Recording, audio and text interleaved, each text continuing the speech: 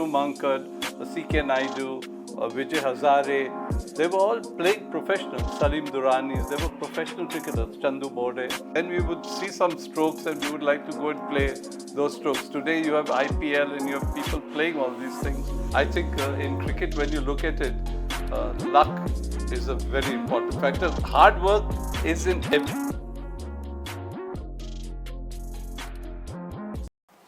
Playing for India is every cricketer's dream. Your debut match is always the special one. And in your debut match, if you get a world record, that is even more special. Yes, we are going to talk about an interesting persona today, a veteran cricketer, a very good fielder, and that fielding has always been the benchmark. Even Greg Chappell called him in 2006 to take a special training session. We are talking about Mr. Yayjurvindra Singh Bilkha, of a cricketer to an entrepreneur to a corporate employee as well. Too many things to know about him, too many things to talk about him. It is going to be an interesting episode today. Yes, it is truly going to be one of those very good days. It is like taking 7 catches in a test match. Well, let's see how do we handle those catches today, because trust me, it is going to be an interesting conversation and a lovely podcast with Mr. Yayjurvindra Singh Bilkha. My name is Dipesh Gopinath Sule. I am Ramesh Sharma.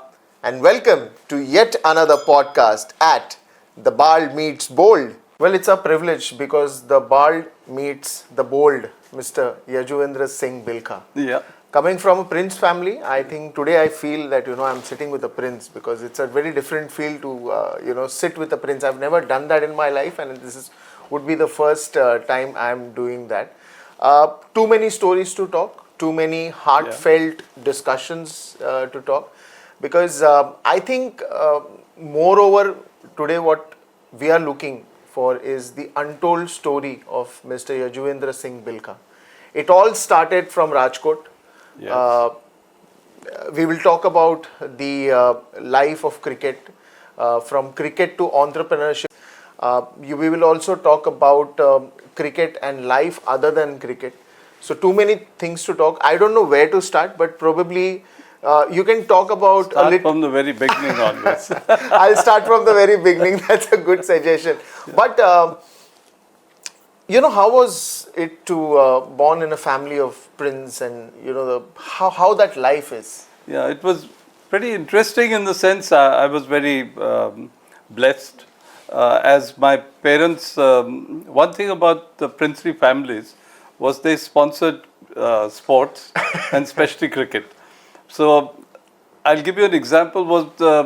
I remember at school I'd done pretty well in one of my class exams and all.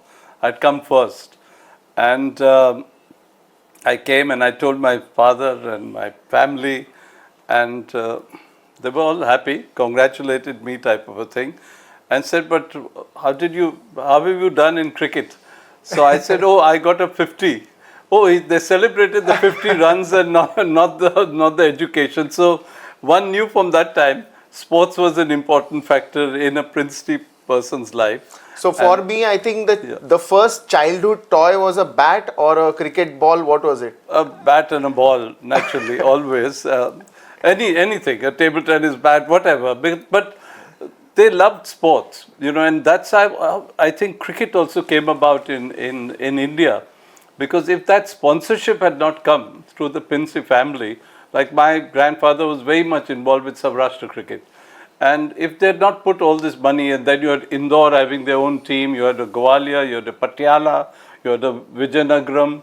These were the big sides, and they were, when you talk about franchise cricket, they were franchise cricket. These Vinu Mankad, C.K. Naidu, Vijay Hazare, they were all playing professionals. Salim Duranis, they were professional cricketers, Chandu Borde. And so it was very nice that they actually brought about Indian cricket as such. Yeah. And I was sad when I played Test cricket. I was hoping my grandfather would have been alive. He would have been thrilled, to have even gone through. So was my father. But that was what we all we were brought up, that to play a sport. and to enjoy. You were born in 1953 and 52. 52. But that's okay. Correction. You can make it 53. I'm saving 1 year of yours to get older. 52, yeah. But okay, so 1952 you were born, and that was the time, just probably I think 5 years after the independence. Was cricket that developed game? Because by then I think it became a very legalized sport, and all the papers and everything were in place about the rules and everything. How was cricket at that point in time? Cricket at that time, I mean, I was born at 52, so it's, but Indian cricket at that time was flourishing. For me, I mean, cricket came into being when I went to Rajkumar College, Rajkot. Before that, I was in Welham School in Dehradun. Dehradun didn't have that much of cricket as such, more football. And so when I came to Rajkumar College, then you realize, because two legends had played from Rajkumar College. One was Ranjit Singh, the Ranji Trophy that you call, for England, and the other was Dilip Singh. And both of them got 100 on debut for England against Australia. So, I mean, those were the things which were there in the pavilion that was there. My brother, elder brother, Ramendra Singh, played a lot of cricket. He was also very good. And so it was a natural sort of progress sports. But it was not only cricket. I played everything. You know, I played hockey, football, I did diving, How swimming. did you choose in between that? Cricket is the one that I want to get That's into. where public schools come into play, is they make you do everything. So gymnastics and everything as such. So, but all that helped you at the end of the day, you know, because even after cricket I could play tennis and I could play so many other sports as well. But they made you good at everything. Then you decided which path you wanted to take. And cricket in Rajkot at that time was very tough as such. We had Virani High School, that was Karsan Gavri's school. So we had him to face and his team. So there was always this battle for supremacy as such, and between our schools, and it was a healthy one at the end. Then I played Saurashtra School and West Zone schools as well. But again, when you talk about that, I remember there was a trial for the Indian school because they were going to Australia, one of the places. And my principal refused to send me. Why? For the trials, because he said you're doing your Cambridge exams, and education is more important than you playing cricket. So my father was very upset, by the way.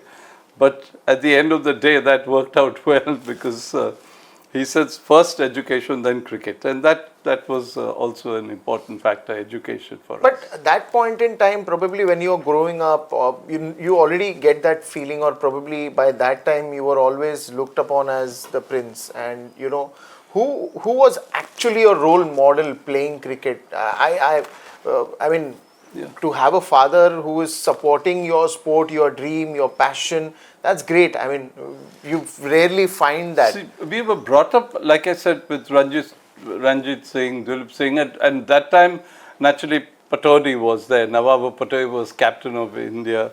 And my first test match that I saw was at CCI, at the Patiala Pavilion, where we lived in the Patiala Pavilion. Otherwise, as children, you could have never watched the match. So I watched it from there. And Tiger Patodi was the captain of the Indian side. And India won that test match. Famous Chandu Bode and Indrajit Singh were who took us through. And that was a great victory. That was basically the start of your cricket. And I remember meeting Tiger Patodi at that time. And my father said he's interested in cricket as well. That was me. And he says, "Oh, are you going to take the sport up?" And I said, "Yes." And I think that was good enough to continue trying to like the sport. But to go to a test match and see the first victory and India's victory was a fabulous start. Those were the times. I mean, when it was a superb victory for India as such. But when you talk about all this royalty and all, yes, there were palaces that we lived in and we enjoyed all that thing, which actually we lost in the 70s, and then we came back to the ground level as such. And it's more difficult to go up from ground level again for something that you've reached. You may have had a Rolls Royce to have gone into it, and then you were coming down to a motorbike. So it was a great learning curve for somebody like me, because I think the elderly Maharajas and the princely family, they must have suffered quite a lot. There was a change in their lifestyle. In my lifestyle, there was no change as such. You were brought up in luxury, but you were brought up like ordinary citizens, and you knew that at the end of the day, I was the third son. So I knew I had to go to work. I knew I had to get educated. So it didn't make an effect in my life. Like everyone else, you go through bad days and good days as such. But it didn't make an effect. But I can imagine my father, who had actually lived that sort of the princely life, to suddenly become, like he said, a commoner. It was a change in his lifestyle. For me, no, there was no real change at all. And cricket actually was a great mediator for me, because you were playing with everybody else. It was not like you got any privileges. So you traveled by second class, unreserved. You went all over. You stayed in dormitories. At that time, remember, cricket had no money. Nobody had money, whether it was Saurashtra Cricket or BCCI. They depended on sponsorship, on mentors to take them through. So we never had the luxury that everyone talks about today about. And it was great bonding, and you met people from all walks of life as such. And it was great. It was super. Well, now, there's this one, common perception of people, for them to comment that rich family kids are pampered. Rich family, or for you, it was the prince family in which you were born, and you yourself, are a prince. But the whole point is, it is always said that rich kids are, those spoiled, I don't know what to say, but Pampered because they're lot. pampered so much, they're cared so much, and so on and so forth. But I'll tell you another side of it. Because you have chosen to, go in sports, and especially cricket, hard work is yours. So always, for those people, or for those audience, what would you like to say, that no matter what background or what family you come from, when you play a sport, it has to be hard work, because that is not gifted. That is something that you have to do on your own. No, there's no way anybody is gifted. You have to do a lot of hard work to reach the national level of play for your country. And it starts, first of all, more than work, you should be enjoying it. If you don't enjoy what you're doing, then there is no point of doing it. And it is that enjoyment. I love playing cricket. And not even cricket, I love playing sports. Anytime, anywhere, we would go and play something. And cricket was naturally one of the things that had glamour attached to it. So you were always, even if you played at home or you played with people, it's not that everyone plays in the middle over there. You play in your backyards, you play against different buildings, and that's what we did. Tennis ball cricket was always there. That's how you start off, basically. I remember being coached. We had a football coach who taught us the basic technique of cricket technique, as said Mr. Siddhan. And I was very proud, because when I made the debut in the test match in '77 against England, he was there present on the ground. And I felt very nice that here's this man who actually taught me how to play forward defensive, and I'm going to go and play for India at that time. It was a wonderful moment for me.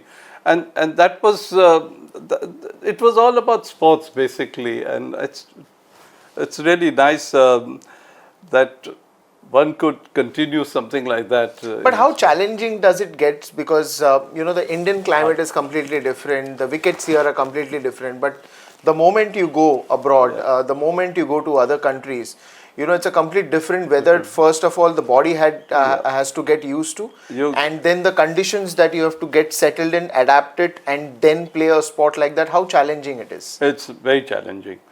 Because everything is different. Now you're coming down to playing international cricket, and you're talking about change of any conditions is very difficult because you're stroke plated.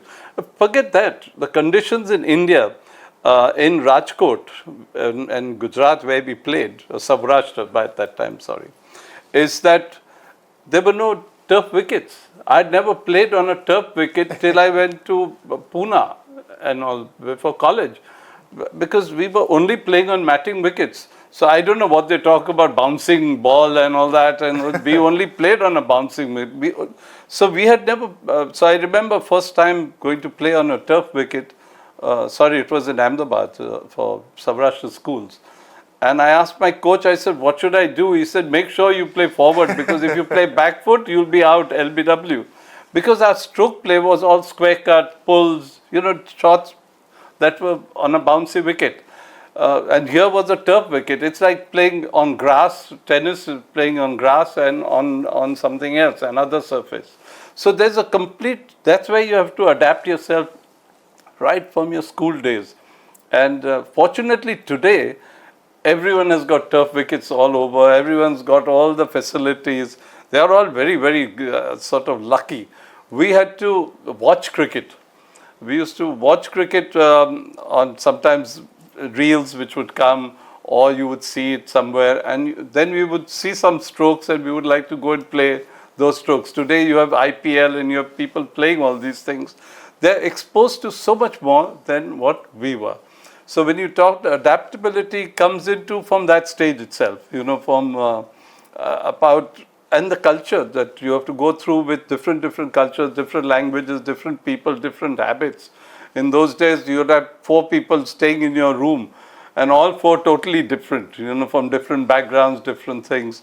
And you had to you were teammates and you combined together.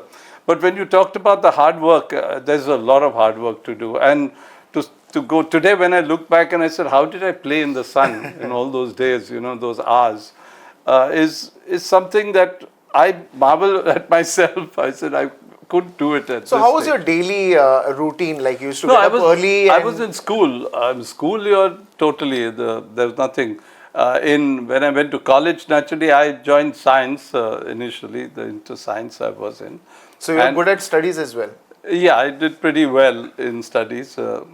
And then, so there was sort of morning, you went for your classes and all that. And within 6 months, I realized that science was not for me.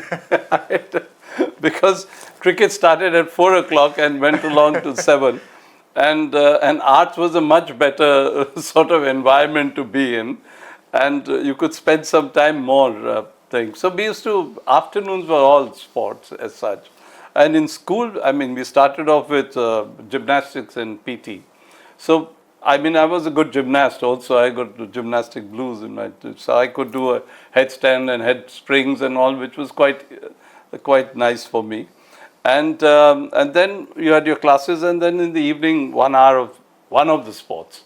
You played hockey, you played whatever it was. You had multi-skills right from the childhood? Because yeah, all throughout. Now, We now played you everything. spoke about the gymnast story. Earlier you said that, you just loved playing sports. Swimming, diving, yeah. So was it like God gifted to you, or No, was it not. something that you developed with time? Most public schools got you into it, so you had to represent the school somewhere. So some talent would come out somewhere or the other. But I somehow, it was easy for me to get into sports.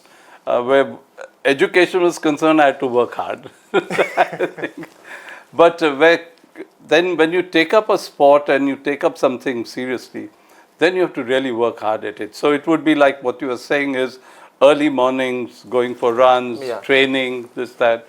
Then whatever you do in the day, then afternoon having net practice, fielding, and we had very strict coaches, like Bhandarkar sir was the coach in Wadia College.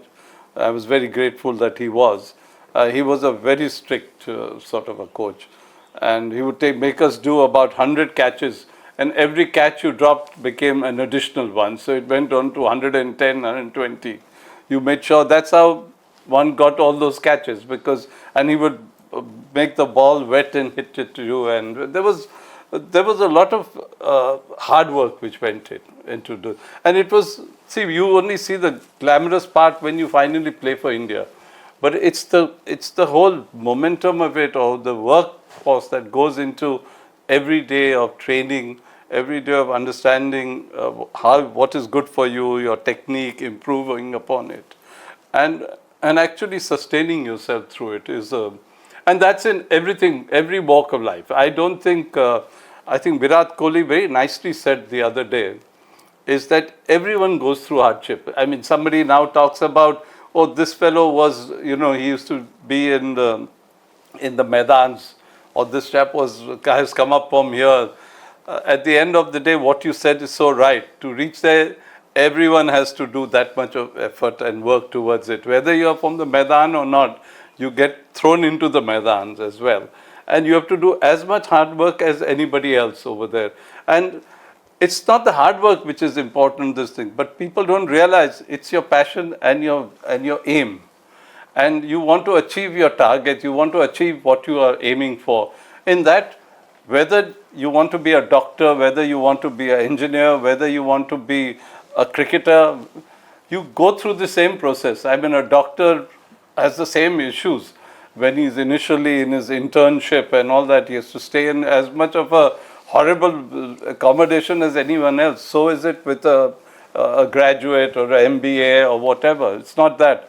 So no one talks about that. But so cricket, I mean, if you really wanted to play cricket, if you have to sleep on a Maidan, you have to sleep somewhere, you did it. That is how it was. I've heard a lot of debates. I've heard a lot of people easily trolling someone on their status of their family backgrounds and so on and so forth. I'll tell you one recent example. I met Agni Dev Chopra, who played Ranji for Mizoram and got good runs in that particular. Yeah, he went through. And got 500s in a row or something. Yes, and that happened just, I think, after the IPL auctions or something. But I mean, that's not the story. The real story is basically that you could actually see in his eyes that he wants to play for his country. It doesn't matter. His family background is too good. He's the son of the filmmaker Vidhu Vinod Chopra. Having said all that, you could easily see in his eyes the way you are talking right now. Because as I said, that hard work cannot be bought. No matter how much rich you are, it is your dedication, it is your focus, it is your hard work that will get you to what you have always wished for. Because, you can... your performance. Yes. Without performance, you can't get in anywhere at the end of the day. And I read about him and he was sent off to Mizoram. It's so lovely that he could get runs, and I'm sure he'll progress further. And I hope he doesn't get depressed about not getting selected. No, I think he's doing brilliant. Yeah. He's doing brilliant. It's a passion. It's what happens is when you ask this question about playing and all that. I don't know. When I went out in the sun, I went to play cricket. I was happy. Heat didn't make 42 degrees or 44 degrees. It didn't make any difference. You were happy to be there on the ground, and that was it. I mean, people may feel, oh, this is really hard work or something. But if you're enjoying it and you're passionate about it and you want to do well in it, then everyone goes through that same system. And I think that's where I said it was for us, it was just a learning process. We were so happy to be there and happy to play against each other, make friends. And it was wonderful to do that. Playing in the ground, making a big name. Do you still thank your astrologer who said that you will do something big and you will get the world fame? Quite a story. For you, I think for you it was always like, what else? I could go out there, I could score a century, but God had some other plans for you. No, it's a very nice story. Kuwarba Bapu was a guru in Saurashtra, in Rajkot. And my Kaka and Kaki were very much, and family were followers of that. And I'm not one who follows all these sort of rituals at all, because we got too much of it in the Rajput families and princely families. There was too much of going to temples because you sponsored all the temples and this and that. So this chap said, my Kaka said, please come and meet him, and he wants to meet you as such. And I said, okay.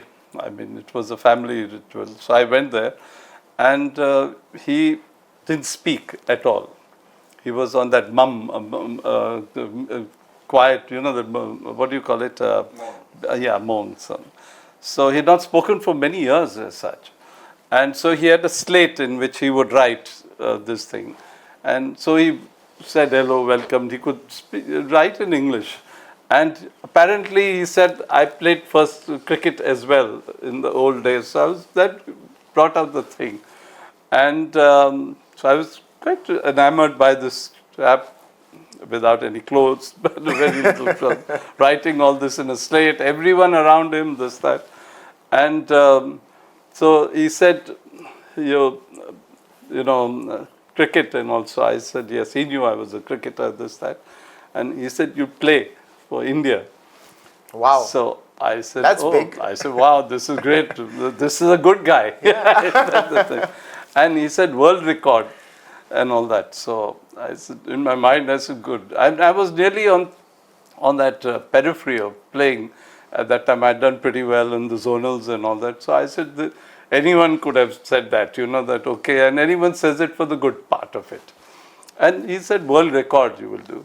So naturally, from there, I was going to play MCC at West Zone, match against MCC, Tony Gregg's side. And he said, on the way, come and have a meal, something. So we stopped in and went off. It was a nice, pleasant thing and all. And I said, God, these people just sort of give you all this. And when I went to bat in, I went very confidently because I said, see, I will get runs in this match, get selected, and actually then play for India. So I remember going in and I played 4 or 5 balls and everything was hitting the middle. And I said, wow, this is a good day. And then there was John Lever. And he I nicked the ball, caught behind, there was an appeal. And my first reaction was the umpire won't give me out. And he did give me out. And while walking back, I was cursing away because I said, I'm overconfident. This guru has really ruined my life, that sort. And anyway, I went off. And believe it or not, later, after a month or a month and a half, I got selected. And naturally, when I got selected, I thought, Ranji got 100 on his debut. Dilip got 100 on his debut. Patodi's father got 100. So Rajput, Hanuman Singh got 100 on the debut. I said, so as all Rajputs, I will get 100 on my debut, which did not happen. But I got the world record and it was fantastic. I mean, I never thought a world record in catches, but he was very right. And then naturally, I was at that time going out with my wife, and now wife at that time, and there was a little bit of a problem there. And I said, look, do you think I will marry this girl? And he said, yes. And that also took place. So it was quite interesting how somebody could predict also. And then I met him years afterwards. In 2000 or something, I was just about, and I'd gone to Rajkot, and they said now he can speak. So I said Kuwarva Bapu was him. So I went there. I said this is great too, and we interacted, and he was speaking, very knowledgeable and everything, the whole lot. He was pretty old at that time, and he said, "How is your cricket?" So I said, "This guy has gone crazy." I said, no, I'm not in cricket now. I'm very old, retired long back, and I work for Mahindra's. He said, no, cricket is this thing. So I said, again, it's crazy. And believe it or not, in 6 months I left Mahindra's to join Wisden, a cricketing firm. So, and as the managing director, and I thought, gosh, the chap is again come right. Now he's no more, but these are the predictions sometimes that are just unbelievable or uncanny. That's so I've had that, and I don't know where you got that from, but well, that's research. Wait for that moment of world record. Do you remember the fielding positions you were standing for all the catches? Yeah, I don't know. I was a specialist forward short leg fielder. A specialist. All the catches at that position? Except for one at backward. Okay. which was of Karsan Gavri, which I think was the best of the lot. Okay. But otherwise, I was known for forward shot leg Yeah. fielding. Eknath Solkar was there Yes. before, but he had aging and he was dropping a lot of catch. For West Zone, people didn't realize I'd taken about 9 catches in West Zone matches, in the zonal matches at forward shot leg. I was a specialist at that position, and so my first thing was going to forward shot leg as such. And I was at forward shot leg. I used to field there for college matches, for club matches. But that time even there were no throughout. helmets or But I was a Rajput, remember, never thinking like the chaps used to go to war, never thought they were going to die. So I had that false impression about life. Now when I think about it, I must have been a crazy person to have fielded there. But yeah, I never thought about dying. I just enjoyed it. I felt a challenge. I felt that it was something I enjoyed. And it all came about also in a very subtle, very nice way. Was when we went for Tiger Patodi, invited us to Bhopal for his one of the tournaments he used to have, the Patodi Memorial Tournament. And as youngster, I was invited for this, and I was put into his team. And I remember going into field with him. Now here is your hero of 64. You're going now. You're nervous, Patodi there, who later on became a very good friend and a mentor. I went to Bhopal for the Patodi Memorial Trophy. Naturally, Tiger Patodi had invited, and I was the youngster then. And like I said, I had watched him. He was my hero from 1964. So there was that aura of thing. Later on, he became a very good friend and a mentor as well. So we were walking in, and he was ahead, and then he came. He put his arms around my shoulder and said, "Sonny," as they called me, "Sonny, where do you field?" So now I was nervous, and naturally, with the India captain asking you, "Where do you field?" I said, "Anyway, sir." So he looked at me and he said, "Then you must be a bloody good fielder." So I said, No, I don't mean in that way. I said, just anywhere. So he said, "Then go and field close to the bat." And that was the last place, although I loved fielding there. But I was so nervous, I said, God, fielding near some catches come and I drop and Patodi will take the pants out of me. And I took 3 catches there. And then he came and he told me, he said, "I think you're very good at this position. You have natural talent over here, and you just make sure you concentrate and become a specialist there." And that was what started me, when your Indian captain tells you that that's a position that you should field in. And from then onwards, I fielded over there all throughout. So those catches, when you talk about, most of them are at forward shot leg, because we have spinners, and the spinners we were not being able to win because the spinners had nobody at forward shot leg then, and Eknath Solkar dropped a lot of catches as well in the test match before. So apart from that, being a batsman and a medium pace bowler, so I opened the bowling as well for India, and for that 1 over till Bedi took over. In those days, spinners used to come over from the very second, third over as such. And then I got those catches of Chandra and Prasanna. First one was of Prasanna. And I didn't know about the record because, see, remember, you're in the middle, you don't know their records, and nobody thinks about a fielding record. Well, those are the stats that come to you later, and then, So I remember coming back after the 5 catches. That's when they said, you've got the world record and all, but it didn't really hit you. It's okay, it's there. And it was in the second innings that then you realize that now you have to, everyone's saying you better get more than 7 because that's the record as well. And I remember getting the 6th catch, which I said was one of the best that I had. It was of Karsan Gavri, and at back foot shot, like that was, which I never thought it was going to be a catch, and I took some few steps and I dived and it came in my fingers. And I just did it, like you say, Chakugiri, just to make a song and dance. But actually, the batsman walked away. That was Dennis Amos. And it was my sixth catch, and the last one I got of Fletcher. Did the other players again, think that you had some magnet in your hand? the, That the ball was coming to you only? the MCC guys did think. And by the way, I must have been the only one, because when I was taken 12th man against West Indies later on and all that, I caught catches over there, and West Indies took an objection. You could take an objection then for a close-in fielder to field as a specialist there. So they took objection. They didn't allow me to field close to them. But by then we had won the test matches. I had got Kalicharan out there in Gully, and I had taken 3 other catches also. So they had taken an objection. So you didn't get to field after that objection?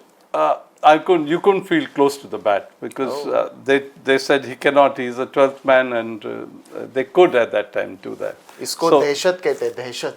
Yeah, that was. So it was all one of those things. Yeah.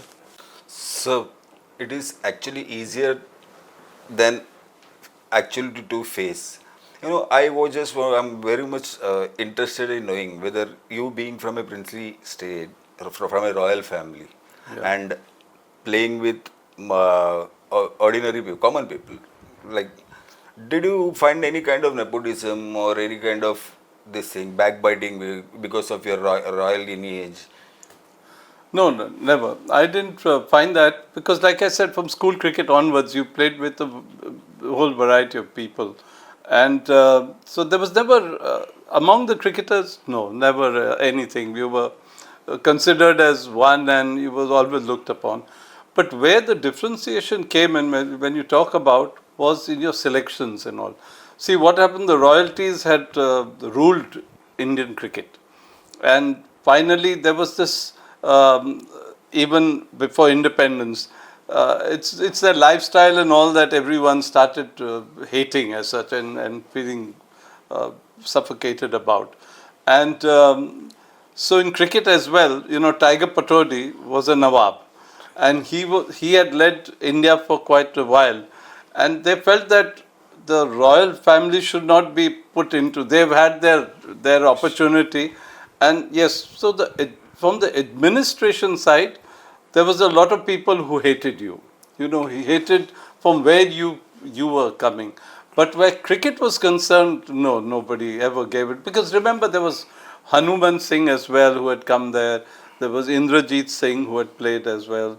And so there were people who had played before me.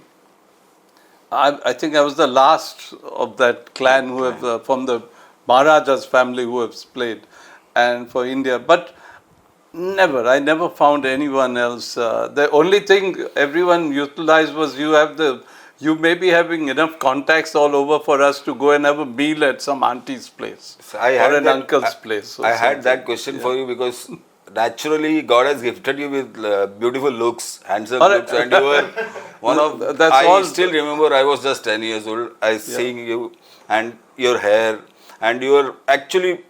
When you mentioned 1 over you bowled before Bedi took over, and in that over also, when your small runner was there, your hair was just flowing. Yeah, I had lots of curls and all, but now because I'm doing this program, it's bald. Oh, yeah, it's good, but you were yes, I had all those. I don't know about good looks, because you did have good looks. Wives have their own way of. No, not. But it was those days. There was a lot of fun. And what was most enjoyable about playing cricket now, when I look back at that time, was we didn't have single rooms like they have today. We didn't have the air flights that these chaps take. We travelled in trains. We travelled like one team, and even like, suppose you and I were room partners. Like I said, I was very fortunate to have a lot of them. Your family would come to meet you. Your people would come. Your friends would come, if not anything else. Then I would interact, and we would go out for dinner. So there was that, somehow we all, even today, the family connection is much more than what, I don't know about how the modern cricketers are, but we had a lot of family connections. Even playing Kanga League in Bombay, you would go to a Sunil Gavaskar's house for lunch during that. We were playing Bombay Gym versus Dadar Union, and if you were in that area, or when you were playing with Vasu Paranjpe or something, because we used to play for Jolly Cricketers and Madhav Apte used to be invited, and I would go there. We would go to lunch at these people's places where everyone was fed well. And when you went into bat next, they'd say, don't worry, he's had 3 pieces of fish. He will not be able to move. There was a lot of banter and fun that took place. So, but there was never an incident where somebody equated me with royalty as such. I was treated as badly as anybody else, or as well as anyone else.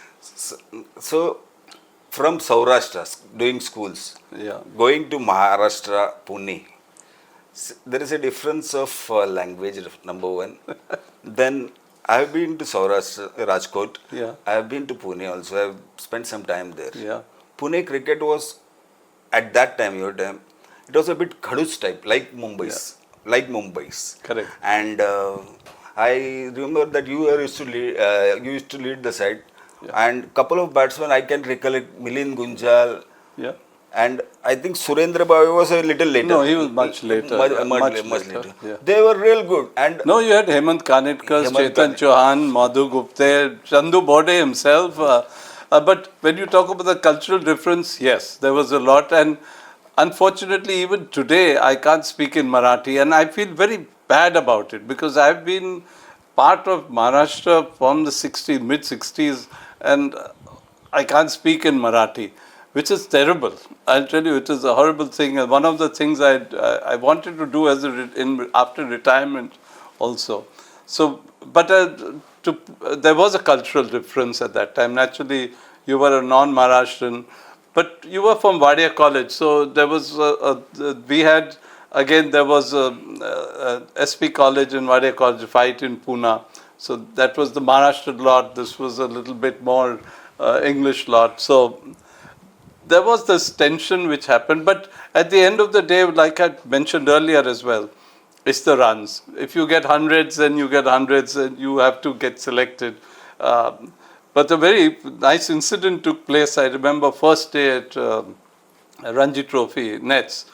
Just to get into that Ranji Trophy nets was, you thought you had achieved something. I mean, people today talk about, oh, my aim was to play for India. My aim was not to play for India. My aim was to play cricket and enjoy cricket and play as much as you can till you can. And naturally, from college and university, the next step is to play Ranji Trophy. So when you got into the Ranji Trophies, just the sort of 30 or 36 of us, it was a great thing. It was an achievement you thought you wouldn't have been able to. Then you were rubbing shoulders with Chandu Bode, and I remember the ball went somewhere behind. And it was my first day, at least I was nervous, and somebody said, Chendu. So I thought he meant Chandu Bode. So I said, sir, I think they're calling you. And he said, he got so angry, he said, you better learn Marathi. And he fired me. Out you go and take 3 rounds or something like that. But how did I know Chendu was a cricket ball? Yeah, so those cultural things, because in Wadia College and everywhere we spoke in Hindi, and when I led Maharashtra, I made them speak in Hindi. So everyone could correspond, communicate in that language. So you never got to sort of understand it. And then when you met people like Manoj Joshi's and Bal Thakre's and all of them, they spoke to you only in Marathi. Sharad Pawar as well, you just say ho, ho, ho, ho, and it go through it because don't reply towards it. And they thought, well, this chap understands everything. But difficulty comes about sometimes in the meetings, even when you were in a meeting where they only talk to you in Marathi. So fortunately, I understand Marathi. So that way, at least I've never made them feel I'm out of context. Sir, you led Pune, you led Saurashtra. In Wisdom, you are the managing director. There is a special leadership quality inbuilt in you. Was it inbuilt or you developed it over a period of time? Yeah, no, you have to always develop. It's a very good question you've asked. Leadership is something that it comes naturally as well, but you have to learn about it. You have to learn how to lead people. You know, the empathy, the way that you can interact with people, take your team along with you. Those are the things that are very important to learn. And I think today's youngsters are very fortunate that they get a opportunity through various educational institutions to do that. We had to learn on the field. We would see people, we would see how they reacted, how they were with people. And I think it's something that you sometimes enjoy it. You know, as a leader, you're running the show, and you feel nice when you do things for people, as well as a lot of responsibility comes down to you, and everything's upon you. You know, as such. So I think over time, it's something. You are never a fantastic leader till you do not perform.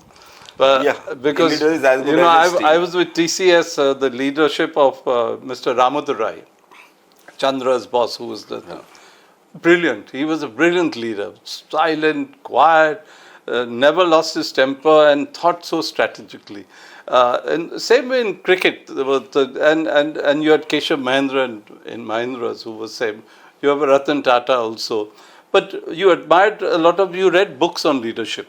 See, it is a very important factor that there are leaders, but if you read about them and how they think at times of crisis, they think of times of giving people that additional push, is something that you need to learn to acquire. On this point itself, I want to ask you one more question. Yeah. Since you are a good leader, why did not you try in cricket administration?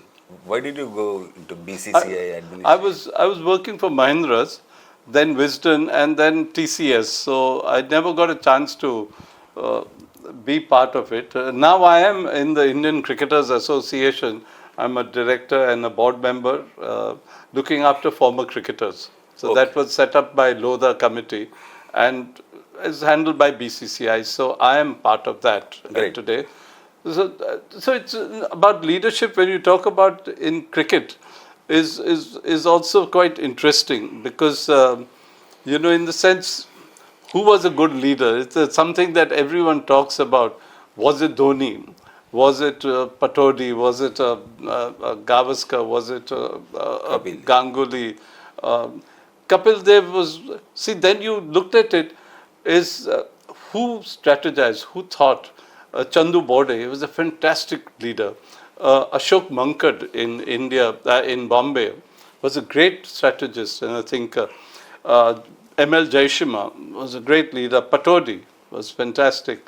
Sunil Gavaskar was a fantastic leader, but what happened was he expected you to think like him and behave like him and deliver like him, which if you didn't, then he was a disappointed person. So he got into that.